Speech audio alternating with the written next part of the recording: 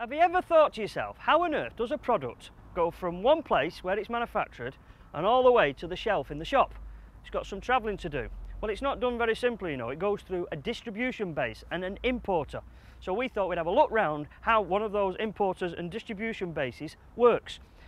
Now, this particular company happened to be the importers and distributors for them, Arai Helmets, and what a fantastic registration to have related to the product. Anyway, let's go and have a look round inside, and we may be able to go to places we're really not supposed to go. Thank you.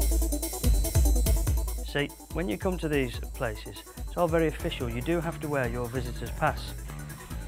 It would spoil the look of my shirt, wouldn't it?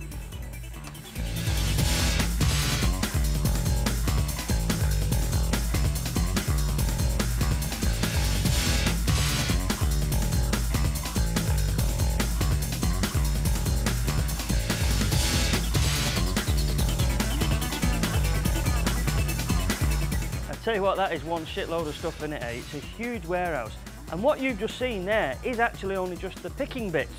Prior to it being loose like that on the shelves, it comes in huge boxes and bags, and then they have to open them up, and they're stored elsewhere as well. So it's massive. Well, it needs to be big because there's loads of different products. We've got Belstaff here, we've got Arai, Shark, Xena Locks, Fog City, just absolutely loads of different products, and a belting brochure here with them all in. In fact, it does look like it makes interesting read, so you will just have to excuse me 1 second, or maybe 2 or 3 minutes.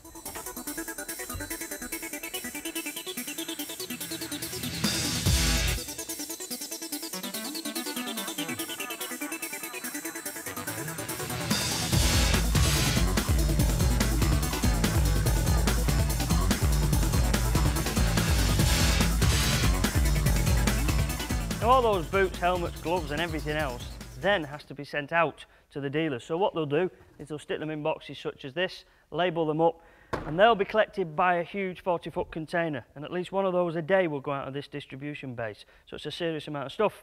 But of course, that's not where it all stops, because occasionally some stuff has to come back either for a repair or maybe for some alterations. And that's done here in the technical service department. Look at that, genuine Belstaff tartan that. All sorts of different things occur over here. For example, Kathy is repairing a collar on a nice Belstaff jacket.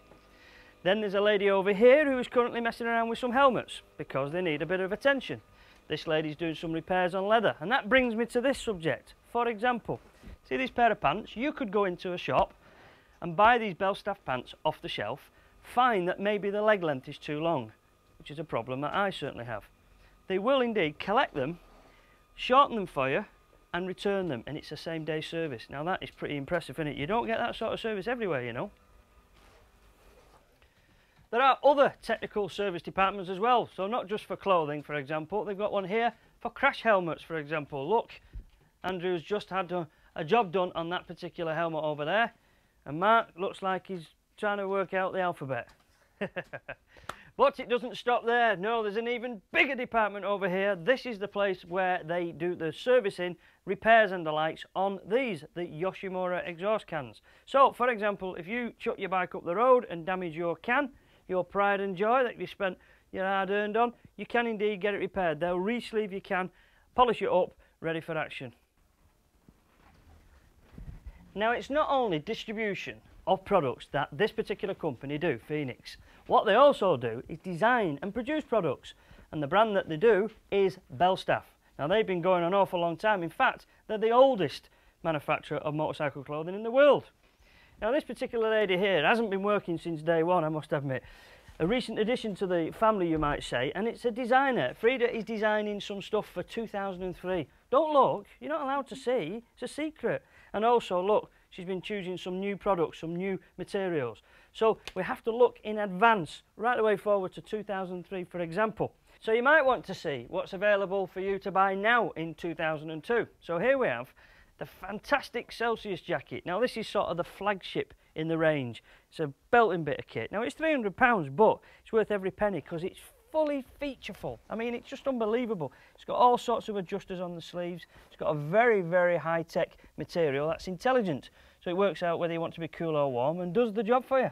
It's got all sorts of extra buttons and dials and everything on it. You could say it's like the most high-tech jacket you'd ever want to buy. So Frida has definitely been doing her homework here and done an awful lot of work to design and produce this superb jacket. So you could say Belstaff have definitely moved on somewhat from a basic wax cotton jacket to something as fantastic and as high-tech as this.